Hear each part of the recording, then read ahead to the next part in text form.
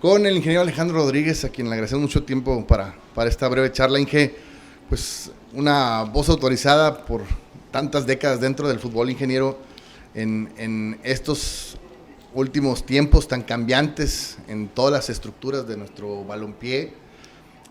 ¿Cómo ha tomado la creación de nuevos rubros o comités que hoy están tomando estas decisiones en torno a selección mexicana, con este famoso comité de selecciones nacionales, ahora que no hay actualmente a un presidente de Federación Mexicana de Fútbol? ¿Le ha sorprendido el cómo se ha estado manejando en los últimos meses estos temas, Inge? Mira, en primer lugar, muchas gracias por la invitación. Ya teníamos tiempo de que me habías invitado para hablar sobre el tema. Yo creo que es un tema que tiene mucho que ver con la voluntad y con la intención de cada uno de los dirigentes. Y obviamente John de Luisa siempre tuvo la intención del progreso, de tener una organización que le diera servicio a todos los clubes y que al mismo tiempo tuviera un interés muy grande en el aficionado. Pero a la federación muchas veces la miden solamente por la selección nacional, y la selección nacional en el proceso de Martino, pues 4 años, 2 buenos, 2 no tan buenos y un resultado final no deseado. Y no deseado porque pues siempre se quiere que se gane, y también las formas cuentan, porque si se pierde 1-0 pero es un gran partido, o se empata como ayer, que se empató, para mí la selección mexicana rindió bien, los muchachos se entregaron y parecía que estaban jugando juntos desde hace tiempo, pero si tú te fijas, y eso ya lo detectaron ustedes los medios, cómo formó parejas de jugadores que en sus clubes ya participan, y eso quiere decir un lenguaje común. Claro. Entonces yo lo que te puedo decir en conclusión de que cada uno de los presidentes que ha tenido la federación ha tenido la intención, desde Alberto de la Torre allá muy atrás hasta Decio y ahora John, y el que venga pues ya próximamente se anunciará. Inge, ¿realmente se puede encontrar este equilibrio del que tanto se habla, de que sea un gran negocio el fútbol mexicano, pero que también tenga la oportunidad de seguir creciendo en el nivel, tanto la liga como la selección? ¿Realmente se puede encontrar ese equilibrio o es difícil que se pueda tener esa equidad en los dos rubros? Mira, tenemos aquí de vecinos al país que mejor maneja, y algunos le llaman la industria del deporte, otros le llaman el negocio del deporte, otros le llaman la parte institucional. Unos la equiparan con una labor social, otros la equiparan con ganas de tener preeminencia en los medios, de tener fama, de tener imagen. Y obviamente los negocios son muy claros del cómo manejarlos, en el sentido de egresos, ingresos. Si tienes que tener ingresos para manejar los egresos, pues lo divides el rubro de ingresos y empiezas a trabajar en cada uno de ellos. Tenemos la taquilla, los esquilmos, los patrocinios, tenemos los derechos de televisión, etcétera, etcétera. Y obviamente tenemos las ciudades, y en las ciudades hay también factores como densidad poblacional, capacidad de ingresos que tiene la población, el gusto por el deporte. Antes Monterrey y toda el área metropolitana en los 50 era una zona beisbolera y se transformó en una zona futbolera. Yo recuerdo en Japón, cuando mi hijo trabajaba por allá, que lo íbamos a visitar en la incipiente liga japonesa, cómo los japoneses empezaban a interesarse por el fútbol. Y ahora cuando tú observas que el fútbol es mundial, y no es porque la gente pierda o gane dinero, que en los modelos de cada uno de los clubes es distinto, ¿no? Donde ustedes tienen sociedades, como hay acciones que se venden o que se comparten, y que yo tengo una acción del Real Madrid o del Barcelona, y eso me da ciertos derechos como asociado. O como los abonados de Tigres que tienen una lista de ventajas por estar cerca y por tener la confianza de apostarle con su abono a que el equipo les va a dar satisfacciones y que el famoso entretenimiento o el espectáculo, que es el espectáculo masivo del fútbol, le va a permitir al aficionado ir con su familia y verdaderamente gozar. Entonces, yo lo que sí creo es, lo que tú mencionaste, un equilibrio. Cuando a mí me decían si el Tigres perdía dinero, el Tigres es una institución que no lleva fines de lucro, o sea, no hay a quien repartirle utilidades, no hay reparto de utilidades. Es el beneficio de lo que se obtiene es para el equipo y se invierte en el equipo y también se apoya con becas a la universidad y a otros fines dentro de la misma universidad. Entonces nuestra tarea y nuestro equilibrio específicamente en Tigres es lograr un equipo para el cual el aficionado esté dispuesto a comprar su abono para beneficio del equipo y para que el equipo le brinde satisfacciones al aficionado. Sí, le decía de esa equidad, porque se habla mucho que la selección mexicana va a Estados Unidos y a enfrentar rivales que quizás no son los de mayor exigencia deportiva, porque el negocio está en Estados Unidos, porque el paisano paga en dólares y porque es más redituable que la selección mexicana vaya a Sudamérica a jugar contra Uruguay, contra Argentina, o que se vaya a jugar a Europa, donde... Pero mira, Héctor, tú agárrate en cualquier negocio, lo primero que dices es cuál es mi mercado, qué extensión territorial tiene mi mercado. Es un mercado regional, nacional, internacional. Esos mercados, ¿cómo los sirvo? Estamos hablando de una empresa cualquiera y hay maneras de servirlo. Y una de las cosas que actualmente muchas de las personas no entienden es cómo las tecnologías que hemos estado adoptando a través de recientes han cambiado muchas veces los tipos de mercados. Hoy leía, bueno, no hace una semana que Netflix ya dejó la parte de los DVDs, entonces hoy salió un coleccionista de DVDs y dice, ¿y ahora qué voy a hacer con mis DVDs? Bueno, pues yo, tu servidor, tengo un closet muy bien organizado de DVDs y en 2 televisores tengo mis aparatos. Pero pues ahora con las nuevas tecnologías ya no lo necesito. Ahora tengo miles de opciones con un control y pagando una renta de cualquiera de los que dan el servicio y tengo N oportunidades. En el fútbol es igual. Si ustedes ven el mercado de repente, y no es una cosa de descubrir, no es Cristóbal Colón, el decir que hay un mercado potencial que puede comprar al fútbol mexicano en los Estados Unidos es un hecho. El asunto es encontrar la manera de tener ese acceso a ese mercado sin descuidar el mercado interno, que es el más importante, porque de aquí se nutre cada uno de los equipos.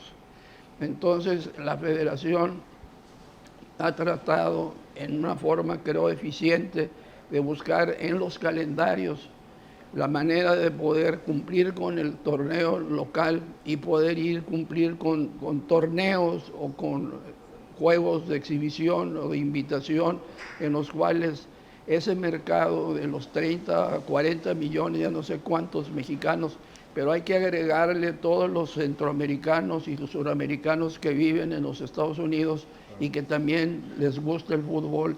Y si ustedes ven y sacan la estadística, pues también van equipos de Sudamérica y de Centroamérica a jugar a los Estados Unidos, porque hay salvadoreños, porque hay uruguayos, etcétera. No vamos a dar toda la lista de los equipos. Entonces, yo lo que no entiendo es por qué ven como un problema o como un obstáculo el que los equipos mexicanos vayan y accedan a un mercado que está ávido de ver a Tigres. Yo recuerdo, una hija vive en Dallas y ahí hay mucha afición tigre en Texas.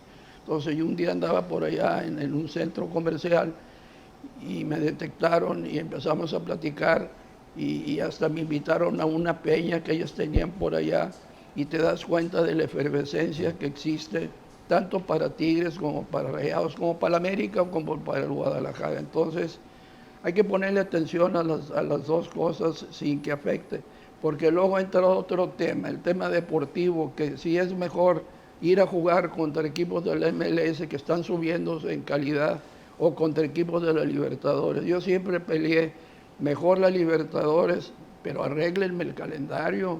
Un día nos tocaba jugar un miércoles en Ecuador y un jueves aquí, una liguilla. Pues ni modo que, ¿cómo le hago? Me llevo medio equipo a un lado y medio equipo acá. Pues eso es imposible. Y entonces ya no se pudo arreglar los calendarios para poder tener acceso a la Libertadores y acceso también a la Liga, más los torneos de CONCACAF. Entonces es un problema de calendarización y de intereses, me imagino, de patrocinadores y de cadenas de televisión. Así es. Inge, en esta vacante de la presidencia de la Federación Mexicana de Fútbol hay nombres que ustedes los conocen seguramente muy bien. Incluso el actual presidente de los Tigres, Mauricio Culebro, ha sido ya candidateado para ocupar ese puesto. Está también la posibilidad de Mikel Arriola, que no sería la primera vez que un presidente de la liga pasa a ser el presidente de la federación. Pasó así con Decio de María.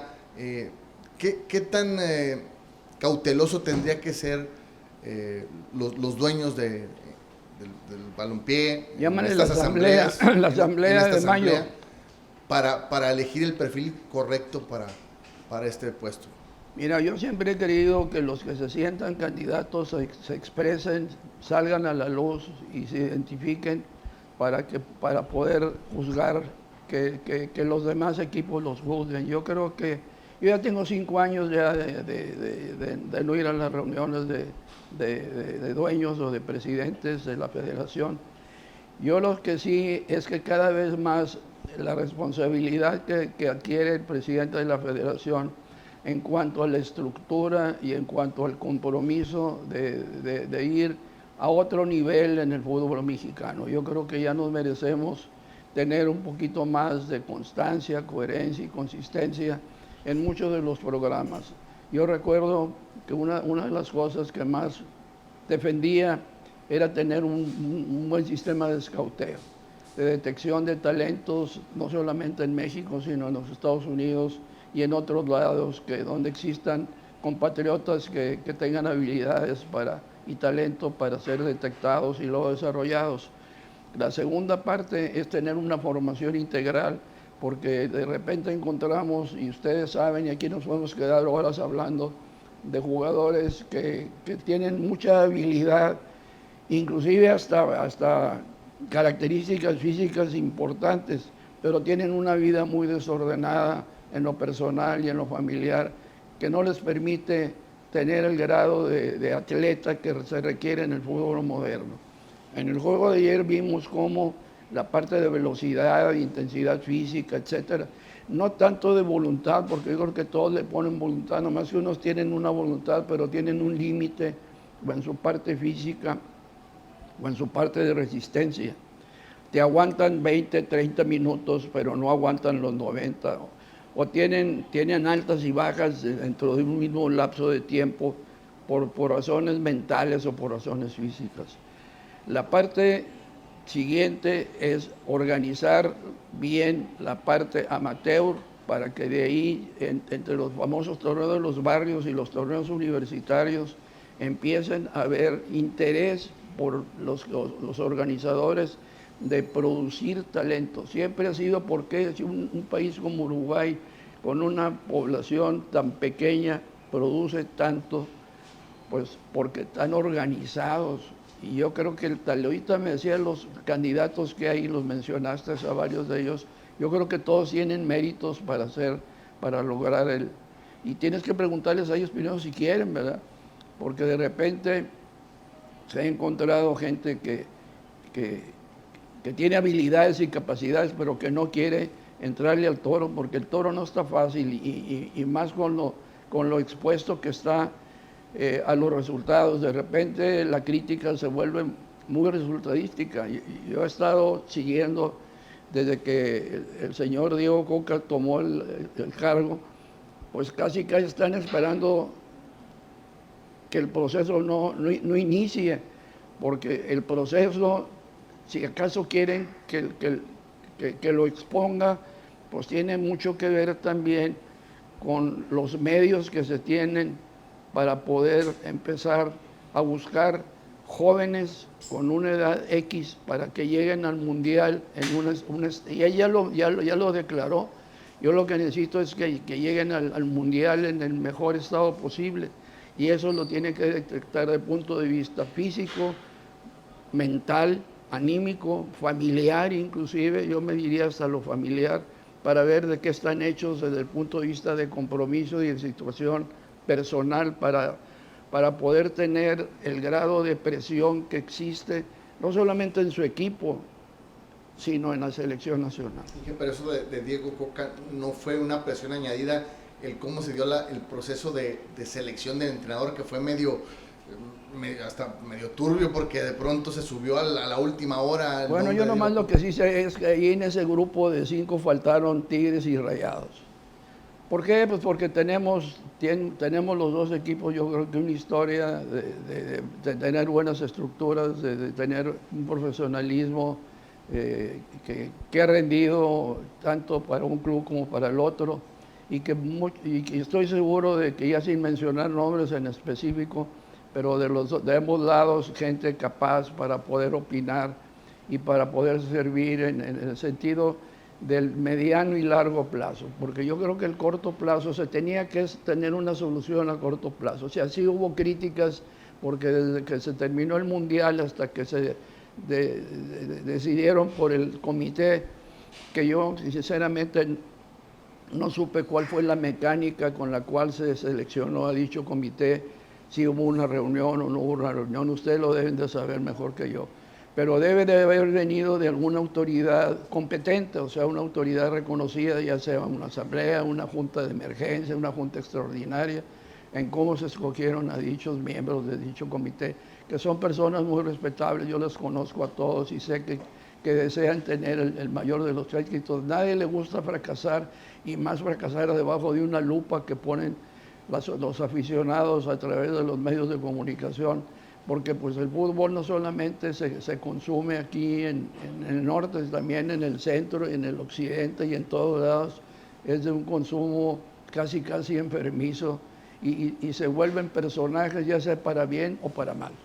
Inge, de sus Tigres, Inge, hoy que, bueno, pues hay mucho revuelo por lo que ha pasado en los últimos meses. Le tocó construir una etapa donde en 11 años se tuvo un entrenador, y curiosamente en los últimos 5 meses se ha tenido 4 técnicos en el equipo. De pronto esto ha creado cierta inestabilidad en todos los niveles dentro de la institución. Usted ahora, desde fuera y con otra óptica, ¿cómo toma esta etapa por la que atraviesa Tigres, ingeniero? Los procesos largos se dan porque hay trabajo, hay resultados, hay confianza, hay respeto, hay buena comunicación, hay negociación, hay conceptos claros. Un concepto claro para mí es la delegación de autoridad.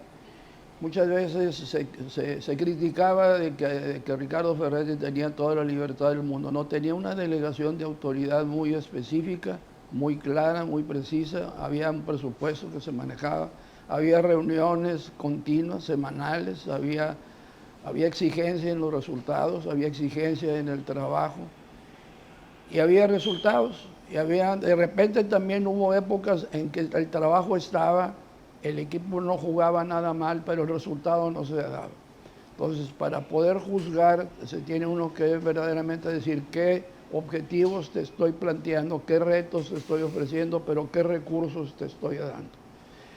Y obviamente, cuando ya no se renueva, porque hay una cosa importante, Ricardo Ferretti no fue despedido, sino no se renovó el contrato de Ricardo, y se le dio un contrato nuevo a Miguel. De Miguel, para no hacer la contabilidad que tú dices, para acá, han sido circunstancias muy puntuales, y obviamente yo no estoy en posición, porque yo, una vez que terminó mi año de de transición, llamémoslo así, ya no, y eso es para mí muy importante, mucho ayuda el que no es toro. Para mí el que Tigres tenga, y lo he expresado siempre, el triple o el cuádruple de resultados de lo que obtuvimos nosotros con mucho esfuerzo y mucha dedicación, yo se lo deseo a la directiva actual, que sé que tiene esa disposición y sobre todo tiene ese compromiso con ellos mismos y con la afición, porque la afición lo que quiere es que su equipo siempre esté en la cúspide de cualquiera de las mediciones que ella decida tener, porque no le vamos a decir a la afición, ya te di esto y esto te lo doy después. Si ellos quieren todo en un momento, hay que estar conscientes de que eso es lo que ellos esperan. Y en ese tema de Tuca que dice, se fue porque terminó el contrato, pero sí había esa intención y manifestada por el propio Tuca de que se le renovara el contrato. Como toda negociación hay dos partes y dos situaciones. En ese consenso deportivo, Inge, ¿usted estuvo de acuerdo cuando se decidió no renovar a Tuca? Yo estuve de acuerdo en el sentido de que había una negociación. Una negociación tiene varios puntos, no solamente un solo punto. Y en esa negociación yo ya al final ya no participé, pero la parte importante es de que si tienes 5 elementos que vas a involucrar en una negociación y 2 o uno, inclusive uno de ellos no se cumple y se dice no se renueva, es como cualquier otro trabajo, no tiene mayor implicación que eso, ¿verdad? Inge, hoy ante esta situación de que no se han dado los resultados del torneo, se ha puesto también la lupa tenemos en el equipo a directiva que no conoce el entorno del fútbol regio y se comienza mucho a hablar, esto no hubiese pasado con el ingeniero Alejandro Rodríguez, no hubiese pasado con Miguel Ángel Garza, con Alberto Palomino. Hoy la gente extraña la época de estabilidad que ustedes alcanzaron como directiva y de pronto cuestionan que si la actual, por ser de fuera, por ser de la capital, de otras instituciones, no entienden el sentimiento y la forma de vivirlo del aficionado tigre. Yo creo que ya superamos esto. Mira, y obviamente siempre cualquier comparación que se haga tiene grados de justicia y de injusticia, porque obviamente el medio ambiente y las condiciones cambian. Yo creo que los que están a hoy son personas muy capacitadas, con experiencia, pero sobre todo con compromiso y con una responsabilidad muy clara desde el día 1. Yo compartí con Mauricio Culebro casi un año, 7 meses cuando llegó él, y yo les puedo asegurar que es una persona con capacidad y con responsabilidad y con una claridad de lo que se espera de él. Obviamente las situaciones que se han dado en los directores técnicos, como tú lo expresabas, algunas situaciones son inesperadas, otras son no consensadas y otras son dado la presión del público. Cada una vez que se toma una decisión en el fútbol tiene una consecuencia. ¿Por qué tiene una consecuencia? Porque la gente tiene expectativas. Y las expectativas de la gente ustedes las traducen, y ustedes, estoy hablando de todos los medios de comunicación, en ciertos elementos, que si me gusta cómo juega, el 30%, ellos hacíamos encuestas de la gente, no le gustaba cómo jugaba el equipo de Tuca. Y obviamente yo siempre he dicho, son 70%, es la misma superficie, 11 contra 11, un árbitro, y no cambia eso. Y ahora resulta ser que el fútbol es más dinámico, es más físico, es más ordenado, ahora requiere atletas, ahora X, ahora Z, pero es el mismo fútbol. Entonces, ¿cuál es la magia de un resultado? Pues entra ya no la inteligencia racional que dices tú, yo tengo una inteligencia de 2 más 2 son 4 y ahí me voy y me estructuro. Y le agrego la inteligencia emocional, que precisamente muchas veces, y Tuca lo decía, aquí en el estadio universitario la gente presiona o la gente aplaude o la gente motiva en tal manera de que el jugador se contagia y en vez de realmente hacer lo que debe de hacer, se va alegremente al ataque y deja desprevenida la defensa, contraataque, un gol, minuto 92. ¿Cuántos partidos no perdimos desde el minuto 88 al minuto 94, 95?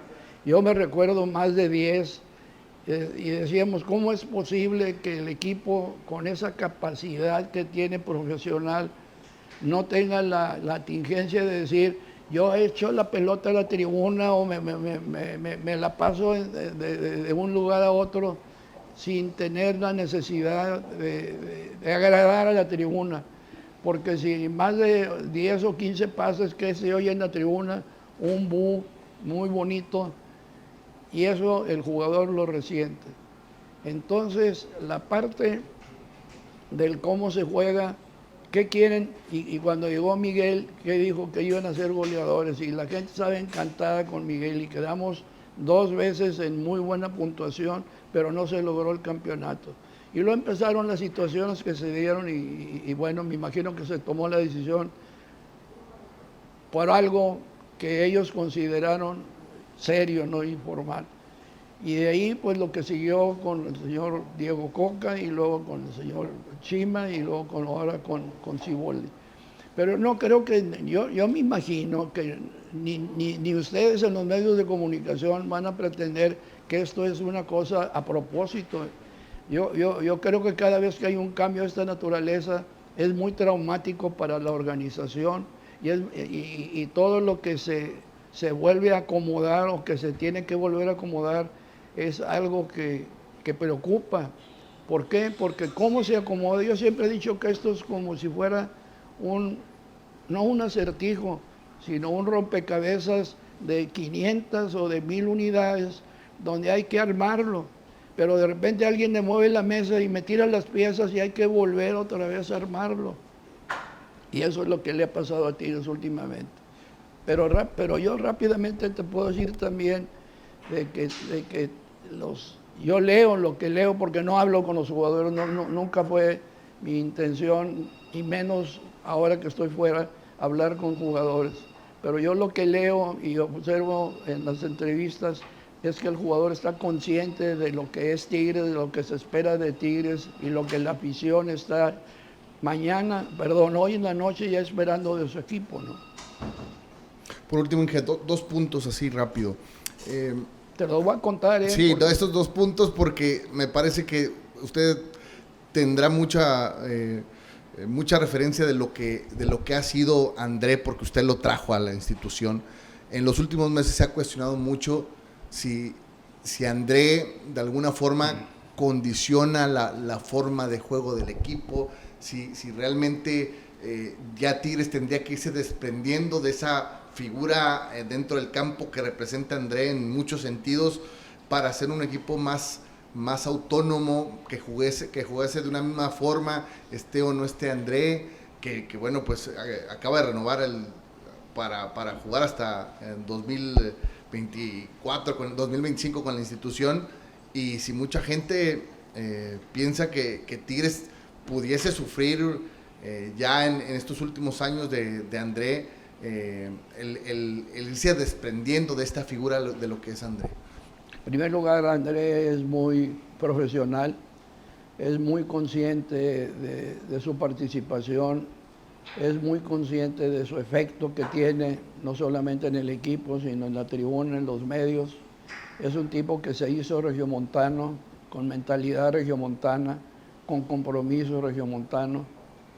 Y obviamente la forma de juego de André, no me digan que la quieren que la reinventen, sí ha sido la misma desde el día 1 que llegó, en el sentido de cómo se vota para un lado, para otro, y más para uno, que hay las diagonales que trata de hacer, y la parte de cómo el flujo de la jugada la sigue para pues, poder estar ahí en el área ya esperando un centro. Si tú fueras André y de repente te avientan 3 o 4 pelotas, y las 3 o 4 pelotas es 1 metro arriba de mi cabeza, le vas y felicitas a la persona que me tiró el centro, no, ¿verdad? No creo, ¿verdad?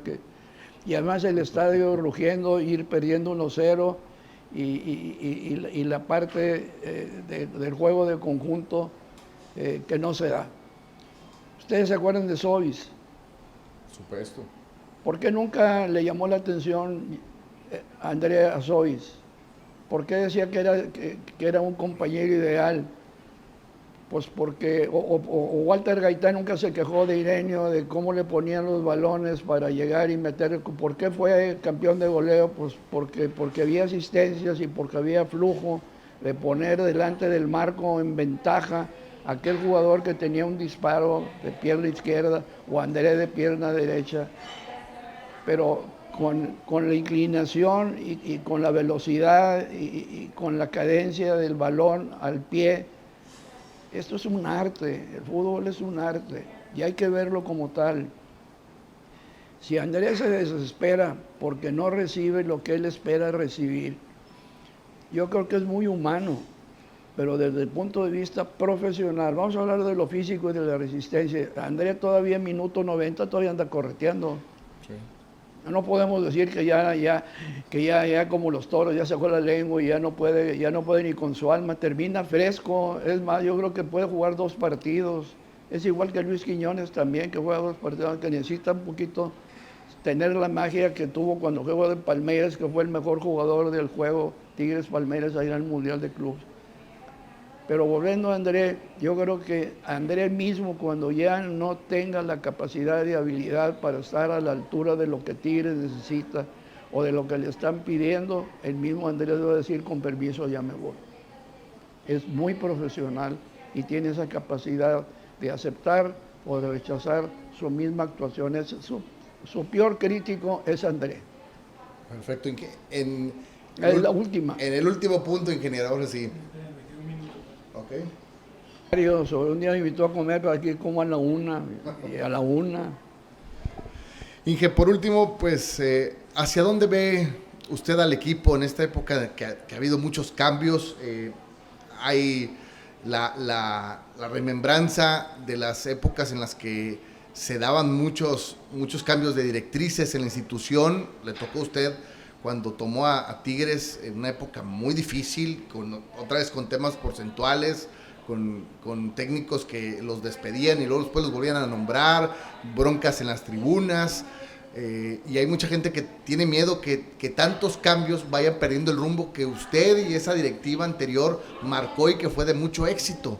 ¿Qué decirle a la afición? Yo no puedo hablar obviamente por los que están actualmente encabezando a Tigres, pero yo sí te puedo asegurar que la conciencia y el compromiso de tener a Tigres siempre como un protagonista y de que la afición se sienta orgullosa de sus jugadores y siga apoyando y con su lealtad, su cariño y sobre todo con el empuje, porque aquí estamos hablando de empuje. La afición empuja al equipo a seguir pues buscando lo máximo, ¿no? Y lo máximo es siempre el tener, el pelear por el campeonato, pero yo lo que veo ahora últimamente es que no solamente es pelear por el campeonato, sino ahora es ganar, gustar y golear, ¿verdad?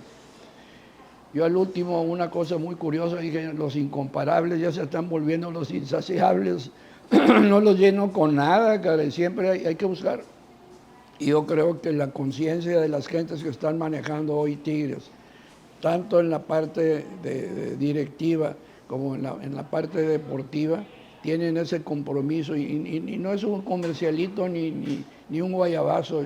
Yo conozco a la gente que está ahí y obviamente no es una gente que esté distraída o que le importe poco lo que la gente piensa. Hacen sus encuestas como las hacíamos antes y obviamente tendrán el cuidado de ofrecerle a la afición el espectáculo que ellos esperan y los resultados que ellos esperan. Porque Tigres, pues, como tú mismo lo dices, ya una vez estando arriba, pues ya el pasar de media tabla para abajo sería una gran tragedia, ¿verdad? Y una tragedia que meritaría tener decisiones mucho más drásticas, ¿no? Pero no lo veo así. Yo creo que Tigres va a seguir siendo un protagonista. Así lo ven los medios nacionales y locales. así lo siente gran parte de la afición, aunque el coraje que muchos tienen por los no resultados hasta la fecha, te indican que la añoranza de los resultados o la sombra de los que estuvimos, vamos a venir a resolver el problema actual. Ingeniero, muchísimas gracias por tu tiempo. Muy amable. Un saludo a toda la gran afición Tigres y nunca le pierdan ese cariño y esa lealtad a sus colores. Gracias.